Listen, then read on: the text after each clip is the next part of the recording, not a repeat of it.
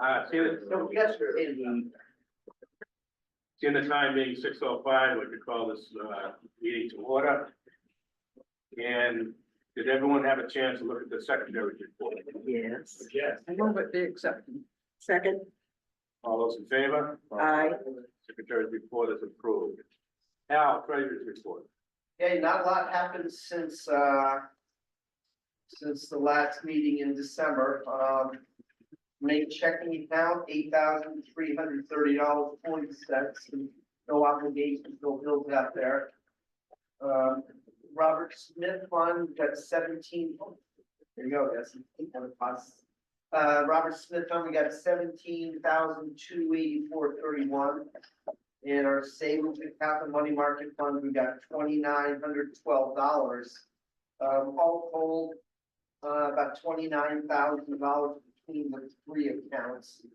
And it was saying there's no bills, but John just, oh, there's still no bills. And it's, that's it. Great, any questions? Another question. Yeah. Did the OBA made a donation to the scholarship donation in December? Is that right? I thought it said in the last minutes that we were gonna do that. In December, I don't remember seeing any donation. When do we usually make the donation? What's done here? June? The scholarship, Yeah. we make it, when we get the tuition report, which is usually in July or August. And as soon as they get their tuition report, they give it to us and OVA makes them a check and OBPA makes them a check, and then I take the two checks and mail it right to their colleges. Okay. I guess what I was thinking, that this reference to Bruce William and the Cape Cod Times Neighbors Fund. And we were going to. That's the Christmas charities. Christmas charities. Did we make, is that an OBA donation? Yes, we, And did yeah. we make that? I've got it in my report. You'll get it in just a minute. Yeah, I don't remember seeing anything yet. That's not it. That's a whole separate fund. Yeah. The money goes into Christmas charities. Okay, thank you. Any other questions? Get a motion to accept the treasurer's report? So, All those in favor? Aye. Well, thank you, Al. Approved. Gail. okay. BPA report. Our 55th annual Christmas stroll events were very popular this year, and we received many compliments. The ecumenical creche service and the decorated golf cart parade were very successful. The Baptist church did a tremendous job in getting the front of their church completed just in time. I mean, like an hour before. They were still planning. Yeah, I walked by there like. It was all the done. day before, like, and then all the equipment out there. They did a wonderful job. They completed it just in time for the very impressive creche service in which all of the village churches participated. I feel this is the most important part of our stroll. The weather was cold, but more people than ever attended. We thank the OVA for their donation towards the music and the COMM Fire Department for transporting Santa, and also Peter Hansen and Beacon Gardens for their help with the individual decorated Christmas trees. Thank you, Peter. You do a great job. I have sent a thank you note to the Osterville DPW for their help in decorating the two large trees with Christmas lights again this year, as well as notes to all of the town departments for their assistance. On another note, we were very disappointed with the lack of service we received from the DPW after the last snowstorm. No sidewalks, public parking lots, or side roads were sanded or plowed. It was very dangerous for the public. The Christmas Charities Fund. We presented $3,000 each to the Cape Cod Times Neighbors Fund and the Salvation Army on December 11th. We have received approximately $2,000 more since then in the Christmas charities donations. So after paying for the printing, we will be sending an additional $1,000 to each. This makes a total donation to each organization of $4,000 for this year. Last year, we donated $2,900 to each, so it was a very good year. The library is making final plans for the 18th Annual Chocolate Fest to be held on Saturday, February 8th, with the main event being the baking contest to be held at the Osterville Library. The OBPA didn't have enough volunteers to do it, so the library is sponsoring again this year. We are planning a winter cocktail party at 5 Bays Bistro in February. Invitations will be sent out. And that's my report. That's great, Gail. Thank you. Thank you for everything that you do for that, for this, Thank you. all together. I will say, I was on for a little while with that. And I talked to quite a few people that was one of the best in attendance wise strolls. Yeah. I think they're right, over all the years that it's been put on.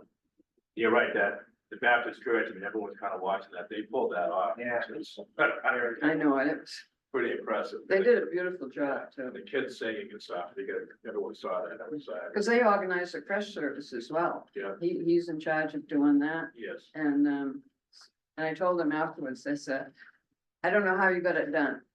I've watched those people all afternoon and even, planting trees, putting up lights. They said they would have it done, and they did, so that was. And they did, yeah. That was excellent. Yeah, what date is the chocolate fest? February 8th, it's a Eighth. Saturday, whatever. All right, thank you, February thank you. Thanks again, Gail. Great job. Next, town council report, John. Two or three things here. First is we had voting for leadership in the last meeting in December. And our new president is Craig Tamish, who was our vice president before. Our new vice president is Chris Clark from West Point. And we were happy both of prevailed in the election. And so we're gonna get, just wanted to say something about Felicia Penn. She's been very ill and she stepped down.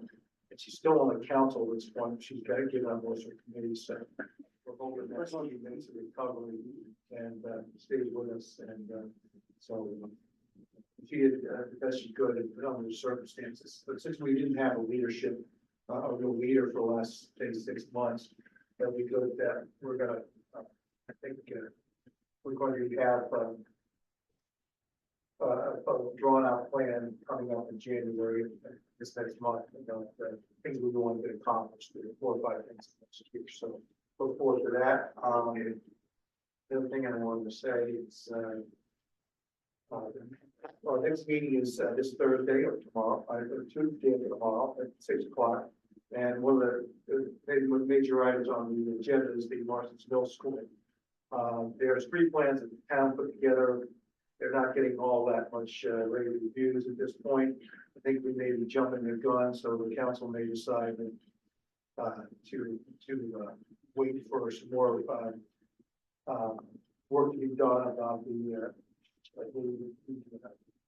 fundamentals, like what to do with the runoff, with the elevations and all that work they have to do before they present something. So we'll see what happens there. The other thing is, there's one thing that's still hanging out there that I'm on the subcommittee for housing. And one of our members is keenly pushing the by right zoning in all the villages, which means, within a half mile of our village that there can be multiple family by right.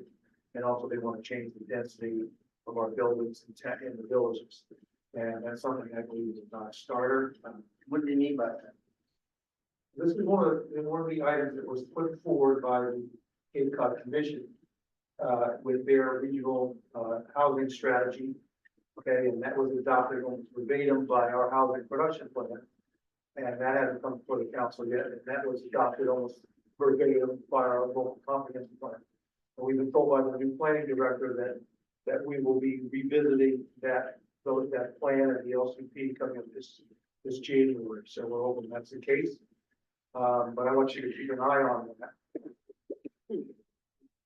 In the subcommittee, and we weren't ready to pass it out to the planning board yet, but the planning board went around and go ahead and put it to the council in the last month, the housing production plan. So A lot of us don't think it's ready for prime time at this point, and That's density of housing, how many people? density in the villages, changing zoning to allow higher stories in our villages, to allow by right, multifamily housing in our villages, and a number of other things that I think we're all concerned with. So, there is a faction still pushing that, and, there's also a group of us that, are going to dig in our heels on that. So, we'll, just want to let the board know it's still out there, and, there's efforts to move that forward, quickly. And, like I said, many of us have objections to much of that plan. And also there's no public input all the way along the line, for any of that. Especially from the Cape Cod Division and the housing production plan. So anyway, let's just stay tuned to that. We'll keep an eye on it. Let you know that. That's all I have. Unless anybody has any questions. Yeah. So, this is more than ADUs that have, been, deemed by the state to be, Yes. legal across the Commonwealth. But there are certain, conditions that a municipality can put on ADUs, especially if it's in an area that is, served by septic systems, I think. Yeah. And I'm kind of wondering, as you study this, whether or not we can learn, what the town has at its disposal when it comes to controlling the proliferation of ADUs. I hate to say it that way, but I'm not in favor of what the state did by making ADUs by right across the Commonwealth. And what options does a municipality have in terms of controlling this proliferation? Well, we're studying that at this point, and that's something that's going to be discussed a lot more as we go forward. As you know, what they did pass was ADUs by right, but they also said that anybody with ADU didn't have to have the owner occupation in either of the units. That's what we passed. One of the things I was very high on is that we passed that as a council. We worked on that a couple of years ago, and so they threw that out. And that's what worries us, is that housing will be bought by outside investors, of course, and then they'll have 2 units to rent and no Short-term rentals, responsible party on the front. right? So, seems like the state was listening in on us and decided to go around us on that. So, Yeah, but, believe me, that's something we're gonna be looking at seriously. I'm just hoping there's more in the arsenal than, you can't add too many bedrooms if it's on a septic system. Yeah. I'd like to know if there are other options available to control this. I think it's gonna happen, but it needs to be controlled, or the neighborhoods are going to be fundamentally transformed, especially here on Cape Cod. I agree. So, one thing. Thank you, John. Next is old business. We're just discussing the LCP update. John mentioned some of that that's going on. Heather, who's been working on this for the last 2 years, forwarded to John, Bruce, myself, some documents regarding the action plan for that use of housing. And again, a lot of information here, and Bruce was so kind, as I just found out tonight, to actually put it down to 1 page, which I can never do.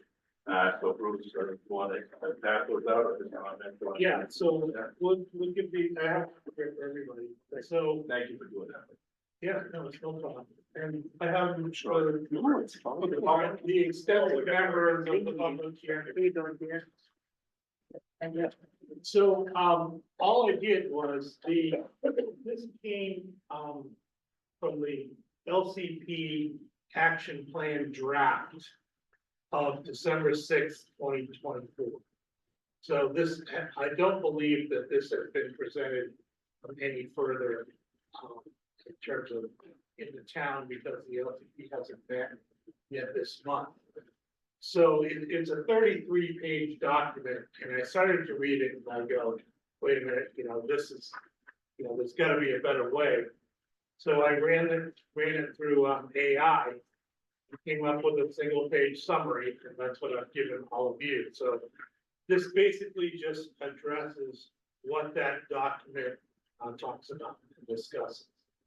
And I did generate another summary, which I didn't bring, copies of everything, for everyone.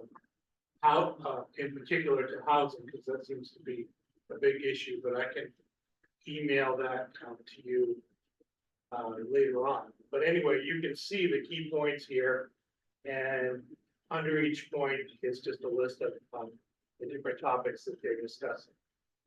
So kind of if it triggers any interest from you or anyone who may be watching at home, to review that particular section of the 33-page document, I would encourage you to do so, because this is more of just like a checklist of the things that they're discussing, and each item in the plan is discussed and broken down in further detail. So, I think that we should be able to put a link to that document to the website. That's correct. There's, one's 33 pages, and I think one's 24 pages, but, no, I suggest that we do that. I want to talk about it first before we get ahead. Yeah, of course. So if you want to hear a little bit about some of the things proposed in the housing chapter that John just brought up, I'm just going to read through these really quickly. Some of the key actions proposed in the housing chapter are to incentivize year-round rentals, pursue a residential property tax exemption for responsible property owners providing year-round rentals, explore financial incentives to promote year-round rentals such as Provincetown lease to locals program,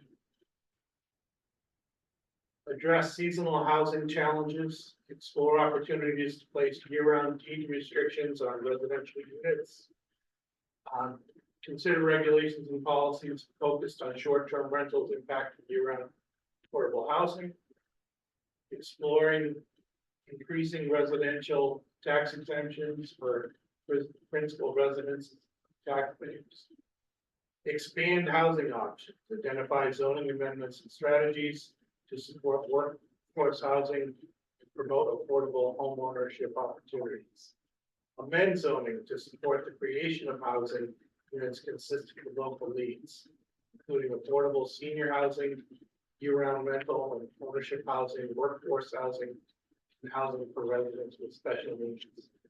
And this goes on, and this is just a summary, but basically, the rest of the key points are strengthen inclusionary affordable housing ordinances, create affordable year-round housing on underutilized land, produce permanent supportive housing for unhoused people, monitor compliance of existing affordable units, add housing on town properties, which I thought was interesting. Coordinate wastewater management, housing development, and public-private partnerships for workforce and seasonal housing. It talks a little bit about zoning amendments. Identify zoning amendments and other strategies to support workforce housing and promote attainable and affordable home ownership opportunities such as the Commonwealth Building Program.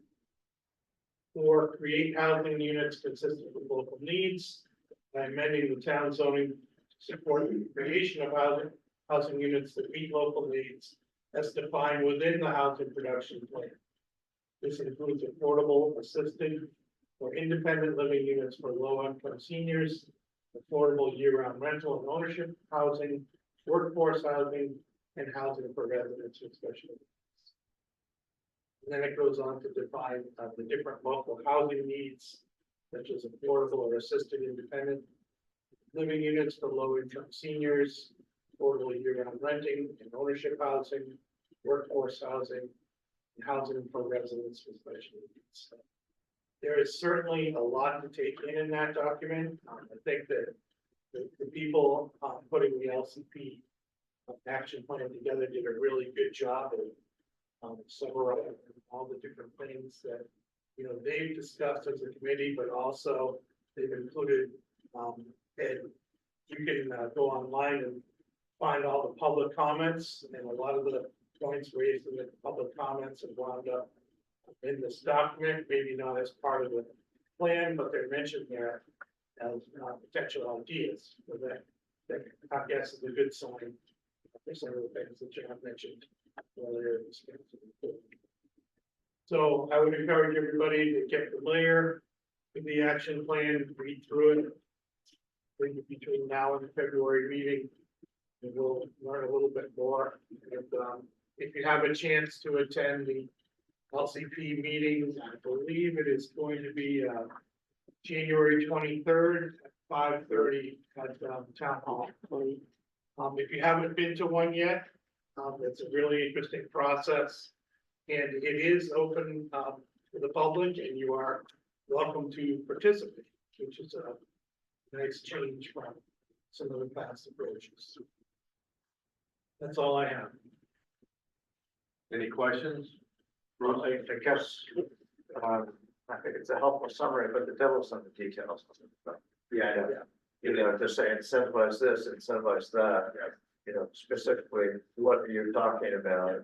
And how are you gonna construct incentives that, whose pocket is it gonna come out of, so. John, they're still working on that as far as. The LCP is. Yeah. I've got some. Yeah, I'm sorry. The question is really for John and Bruce. The Affordable Homes Act has this provision for designation as a seasonal community. And I hate to sound so cynical tonight, but hey, that's me. And that seasonal community designation will curtail the ability of homeowners to rent their property part-time, you know, the tradition on Cape Cod that, you know, you go to Florida for 6 months, you rent your house out while you're gone, and that apparently is frowned upon by the governor and her friends in the legislature. So, John, I'll ask John, has the council started to consider whether or not it will seek designation as a seasonal community? And then for Bruce, how does that intersect with LCP? Is there any sort of, I mean, there has to be some interaction there, because if the council says, sure, we'll be a seasonal community without, I'm afraid, without fully understanding the implications, then suddenly a lot of this just becomes de facto. Right, well, one of the things I thought was really interesting was the AI didn't detect any mention at all of short-term rentals. Yeah, Where in the housing plan. And as we all know, the ripple effects of short-term rentals are extensive. And we've discussed this on this board many, many times. Mhm. And, you know, to me, that's a little bit concerning that that's not factored in anywhere in the housing portion of the document. So, John, if you want to comment on Suzanne's question as well. Well, first, we haven't started talking about the seasonal communities. There's some mumbling about doing that in many, many different departments.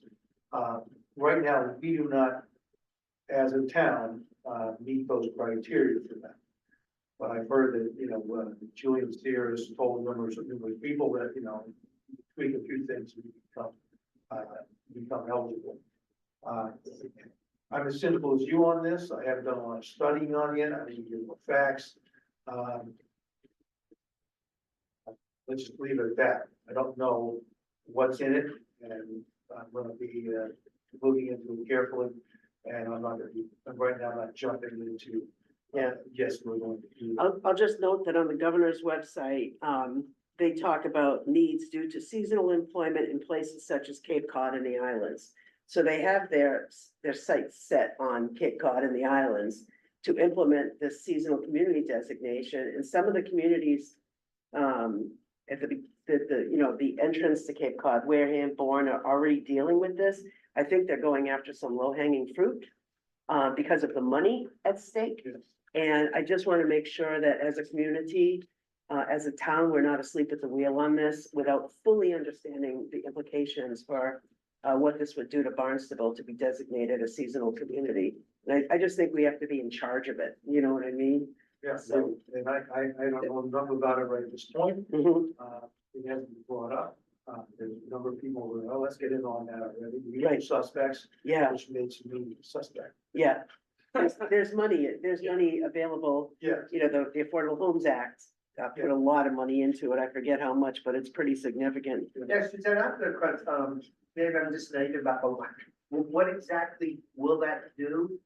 So, what it will do is. How does it affect the average person? It will, if you're a seasonal community, you have to, sort of outlaw rentals that. I think it keeps the short-term rental in place, but it outlaws partial year rentals. It makes you commit to having no partial year rentals because of the churn that historic practice on Cape Cod creates among a working class population especially. That's the way things have always been. You mean Yeah. they want to go against and rip up the way things have always been? Yeah, exactly. It's the churn that they find, that they don't like because it displaces people, you know, they end up, these are the stories that they talk about people, well, you know, it's now spring and they have to go live at Nickerson State Park or something like that, you know? So that's what the seasonal community thing, it's insidious in its way in terms of property rights. That's what, I just think that people's property rights are inviolable, but the state doesn't think so. So I just think we should be very vigilant. Yeah, well, the root of that is the short-term rentals. That's why people have kicked out in the spring and let back. in the fall. Yeah, And the question is, that's something that's high on my agenda and, talk to the leadership and I think we're going to address that and make regulations of it. We want to stop that from happening. yeah, But if they're not talking about short-term rentals, they're not. They're talking about partial year rentals. well, if they stop partial year rentals, then they'll have to stop Short-term rentals, Yeah, but they're not saying they're gonna stop short. yeah. So Yeah, there's something fishy going I on. think there's something conflicting, and to tell you the truth, I've been watching this very carefully. They said something to the effect in the bill, I read the language of the bill, and it says regulations will be developed, you know, that sort of thing that once the bill is passed, suddenly CMR comes out. And people start writing regulations like crazy, so let's watch this really carefully.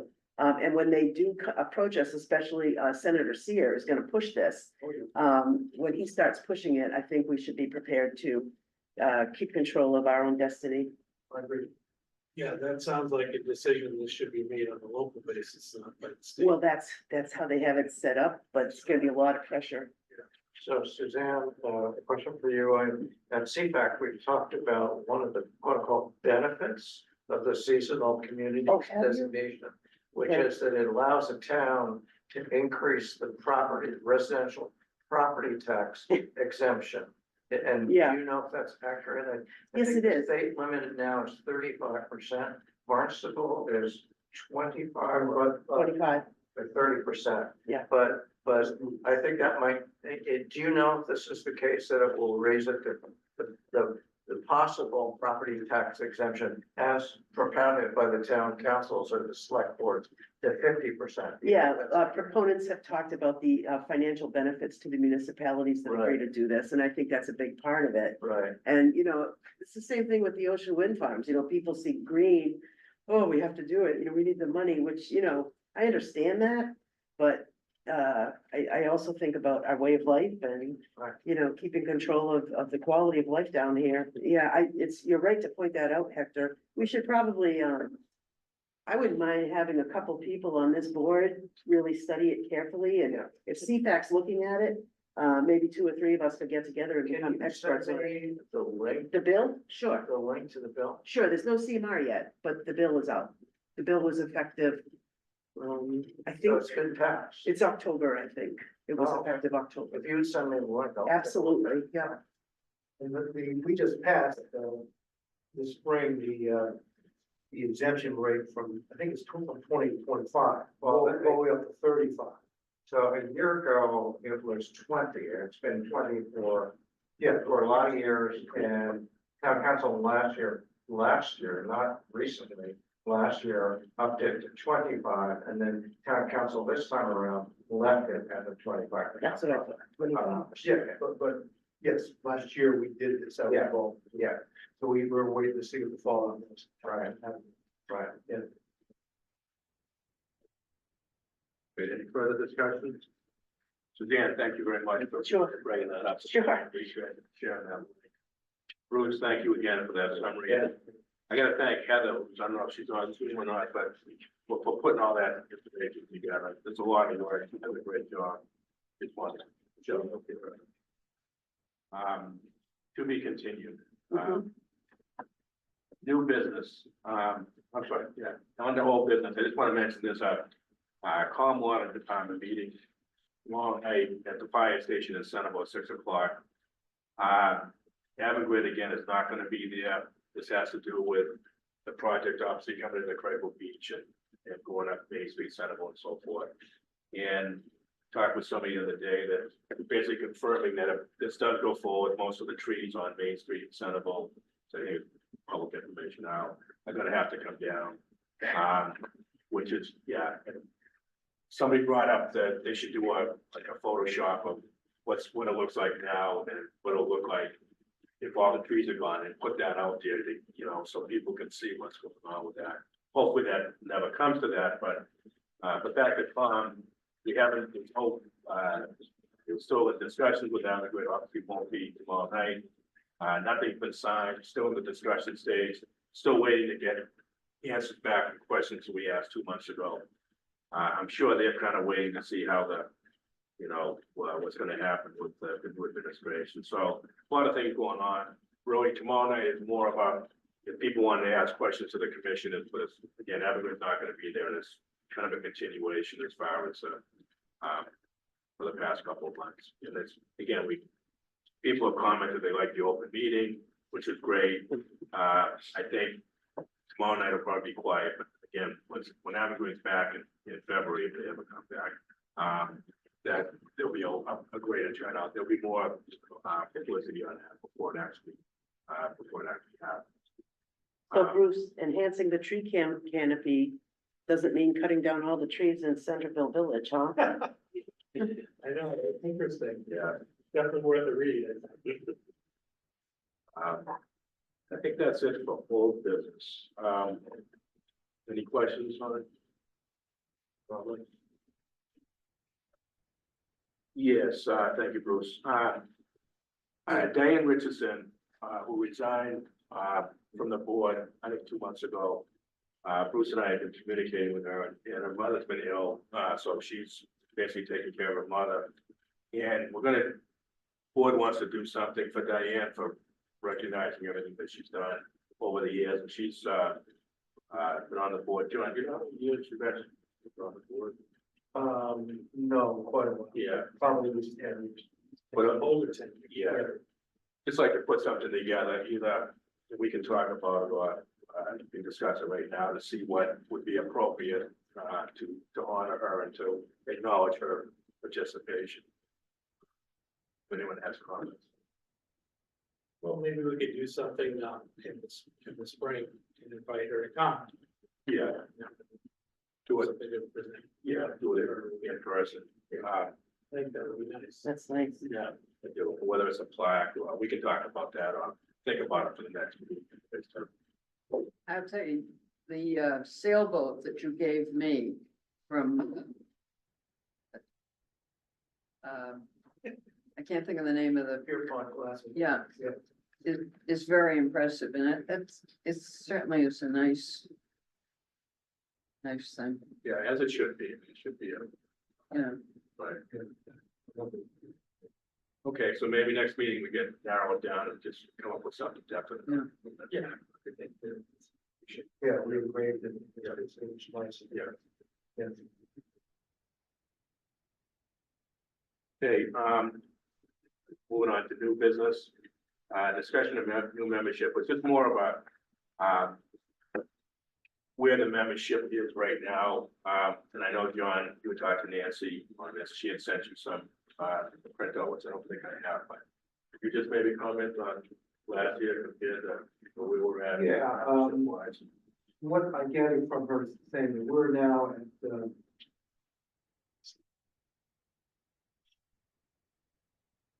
I should have it. yeah, I know. She sent me the whole list. Really, what we really needed was just the count. Just the count. Yeah, the count we have to date from 2024, 2023, we're at 558. In 2024 at 477. So we went down a little bit. One thing we weren't able to do was part of I really get around. Thanksgiving. We're sending the Thanksgiving membership out, which might have brought us closer to where we. So I think we should do that next year, make sure. And So last year was a very important year. I think a lot of people got. There was a lot going on and people got back involved with the village association, so. So I can work with you as far as on that. We'll come up with a letter maybe for the holidays to go up with something that Yeah. to send out again for addition. Yeah. And thank you again for everything that you did for getting that membership up to 558. That's impressive. I think we all did. I think, when things are important to the village, people come out there and put their membership in. Good job. And Suzanne, did you want to have anything briefly on speech? Just, Yeah, we've been very busy. The SGDB took a leadership role and put together a coalition of offshore wind opposition groups from all across the country, actually, as far as California, Virginia, New Jersey, Maine, Massachusetts, Rhode Island, Connecticut, New York, which is kind of cool. And then we've been contacting, I'll report on this tomorrow at the regular beach meeting, but we've been contacting folks in the new administration who we think might be our friends in not only the Department of Energy, but Department of the Interior and now the Department of Defense. We had a big meeting about national defense and the impacts of offshore wind on our ability to defend our nation because of the interference of all these thousands of turbines on radar systems. So I'll report on that tomorrow, but we're just staying real active and we're fighting all the time. That's about it. What, did you hear his, news conference? Yes, Said straight President-elect said Trump, Straight up, Matt. he said it's over. Yeah. He wants them gone. He's gonna kill my fundraising, but, we are still in court, still, trying to get a judge to say that the Article 97 easements that were signed for Craigville Beach are null and void because of the way they were signed in executive session. And of course, it's nothing personal about our friends on town council or in the town administration, but right, John?